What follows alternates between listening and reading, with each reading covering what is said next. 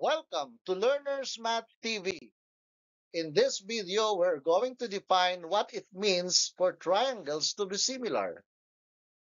Understand the criteria for two triangles to be similar.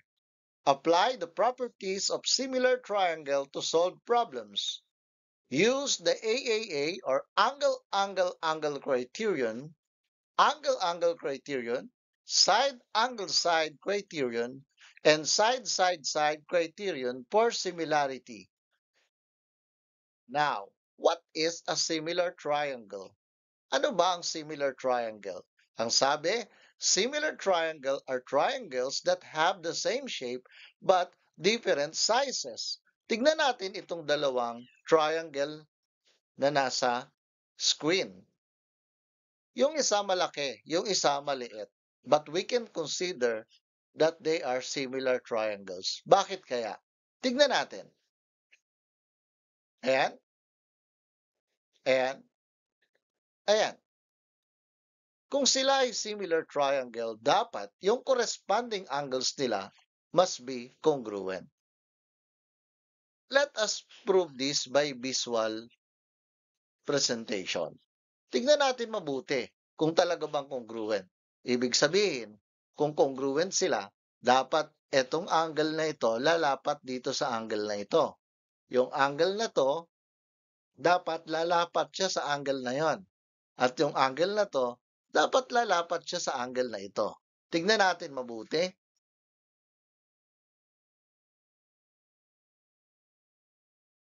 Ayan. Di ba lumapat siya?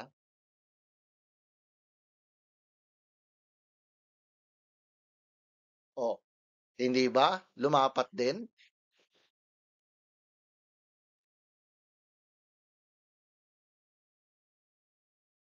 Kita naman natin na ang lahat ng mga angles niya parehas, yung corresponding angles ay congruent. Kaya masasabi natin that the two angles, kahit sila ay magkaiba ng size, pero parehas sila ng shape because all the corresponding angles are congruent. Kaya masasabi natin na sila ay similar triangle. Anong pagkakaiba ng similar triangle pala sa congruent triangle? Okay, let me show you.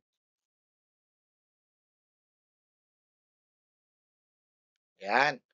Ito yung tinatawag nating dalawa na congruent triangles. Pag congruent triangles, magkasing laki, the same in size, and the same in shape.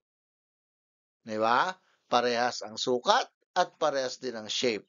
Unlike etong similar triangle, di ba? Similar triangle ito nilang dalawa eh. Di ba?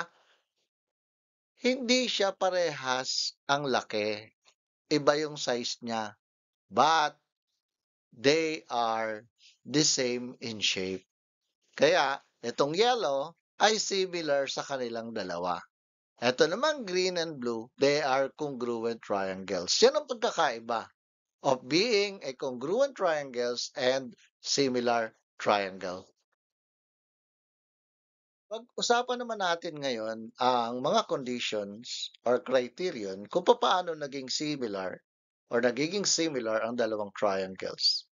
Unahin natin yung the angle criterion for the similarity of triangles. Ating mababasa na if in two triangles, corresponding angles are equal and hence the two triangles are similar. So ito yung kaninang ipinakita natin sa ating visual proof. Okay, na kapag yung tatlong corresponding angles ay congruent, so ibig sabihin, we can conclude that the two triangles are similar. Ayan, ibig sabihin, dyan sa figure na yan, yung angle A ay congruent sa angle D, yung angle B ay congruent sa angle E, at yung angle C ay congruent sa angle F. Ito naman, yung the angle criterion for the similar triangle. Dito, dalawang angle lang ang pinag-uusapan natin. Dalawang corresponding angle lang. Ang sabi kasi, if in two triangles, at least two corresponding angles are equal and hence the two triangles are similar. So kahit dalawang angle lang, dalawang corresponding angle lang ang similar, may consider na rin natin, hindi kailangan tatlo. Okay? Ano kaya ang reason ba't hindi kailangan ng tatlo? Ayan, masasabi natin kasi 'di ba na ang angle A ay congruent sa angle D at yung angle B ay congruent din sa angle E. Okay? Ang reason kasi natin, 'di ba? Kung yung angle A ay congruent sa angle D at yung angle B ay congruent sa angle E, masasabi natin na itong angle C ay congruent din yan sa angle F. Kasi ang reason yan, the sum of interior angles of any triangle is 180 degrees. Kaya ibig sabihin, kung naging congruent yung dalawa, 'di ba? I-subtract mo yan, yung measurement nilang dalawa, etong dalawang angle, i-subtract mo. So parehas din ang makukuha mo, yung ating pangatlong angle, parehas din ang measurement. Kaya we can consider na kahit dalawa lang na angles yung alam mo, ang measurement, if they are congruent, yung corresponding angles, we can safely say that the two triangles are congruent. Ngayon, dito naman tayo sa the side criterion. Ito naman yung condition. Isang condition ito na magiging similar yung dalawang triangle. SSS, di ba? Criterion. Side. Ngayon, ang sabi, if in two triangles, their corresponding sides in the same ratio, kailangan hindi congruent yung corresponding side. They are in the same ratio or proportion and hence, the two triangles are similar. Tanda na, sa similar triangle, hindi equal. Do not be confused about that. Hindi congruent yung side, kundi sila ay in the same ratio. Ano ibig sabihin? So, AB, the ratio of AB is to DE is equal to the ratio of BC is to EF and equal to AC is to DF. So, the ratio of the corresponding sides.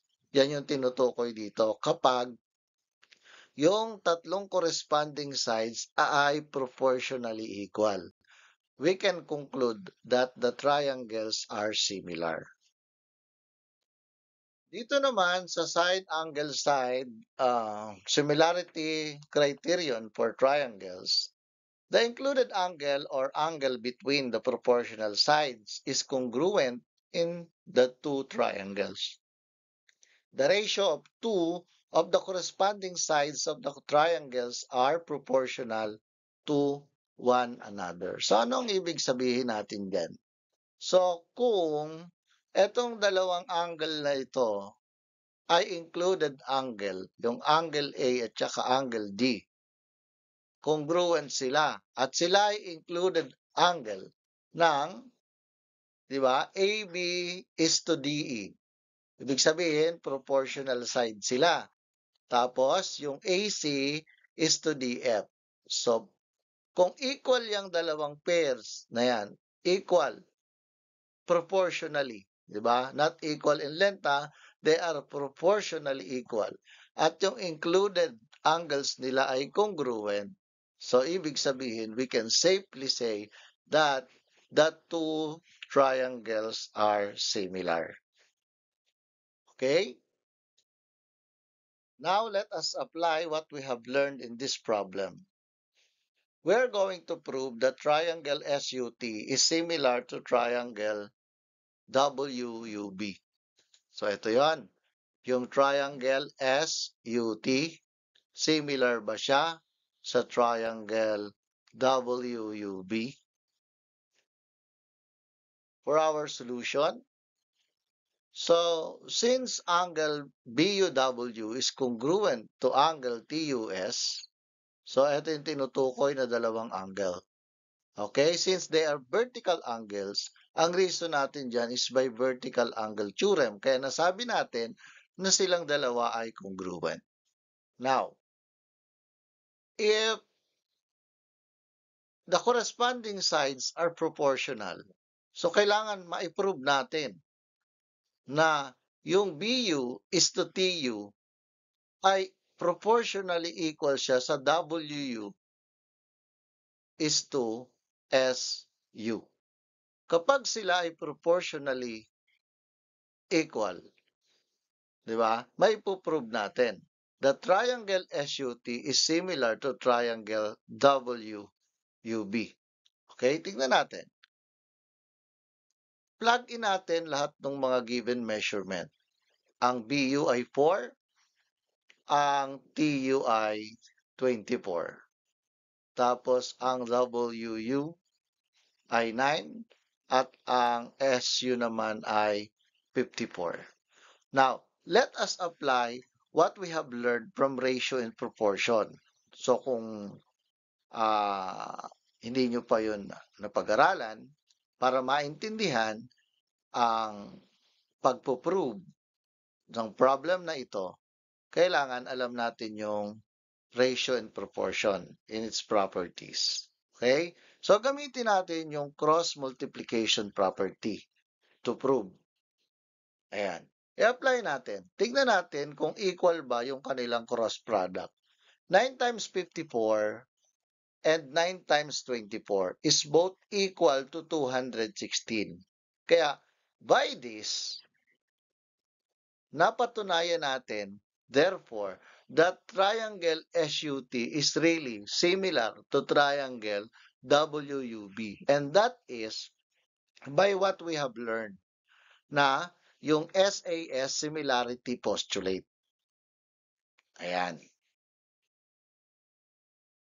Next, if right triangle ABC is similar to right triangle DEF, find the measure of side AC and hypotenuse AB. So, ang hahanapin naman natin dito, yung side AC. Ito. Tapos, yung hypotenuse AB. Itong dalawa ang hahanapin natin. Okay. Since meron tayong given statement na silang dalawa ay right triangle and they are similar, this is now our solution. By SSS similarity postulate, pwede nating masabi dahil sila pala ay similar that all the corresponding sides are proportionally equal. Kaya AB is to DE is equal to BC is to EF is equal to AC is to TF. So by that, ilagay natin yung mga given measurement. So, yung ating DE ay equal sa 3 cm. Yung ating EF ay equal sa 4 cm. At yung ating DF ay equal sa 5 cm. Tapos itong BC, ito ay equal sa 12 cm. Now, unahin muna natin yung AC. Yan. AC over 3 is equal to 12 over 4. Now, let us apply the cross product property. Okay, pag minultiply mo, yung 4 times AC is 4AC and then 3 times 12 is equal to 36. So, ibig sabihin, AC is equal to, di ba? Divide both sides by 4, AC is equal to 9 cm. So, itong AC pala ay 9 cm. Now, yun namang AB ang kunin natin. Okay, kinuha naman natin itong equation na ito. Then, 4 times AB is equal to 4AB. Then, 12 times 5 is equal to 60. Divide both sides by 4. AB is equal to 15 cm. So, itong side AB, which is our hypotenuse, is equal to 15 cm. Okay? So, dito naman tayo sa isang problem pa. If triangle DBE is similar to triangle ABC, find the measure of side AC. Okay, kung ito namang DBE, yung malaking triangle, ay similar dito sa maliit na triangle na ABC, we are going to find the measure of AC. Itong side ng maliit na triangle. Okay? For our solution, AC is to DE and AB is to BD. Ayan. Sila yung corresponding sides which are proportionally equal. Now, AC is to 21 and 14 is to 35. Apply the cross product property. Ayan. Pag in-apply natin yung cross product property, di ba? 35 times AC is 35 AC, 21 times 14 is equal to 294. Then divide both sides by 35. AC is equal to 8.4 centimeter. So ito na yung ating pinaka-final answer dito sa ating problem. Oh, laging tatandaan, sa math ay hindi maaari na nanonood ka lamang. Upang maging mahusay, dapat lagi kang handa na mag-practice o magsanay.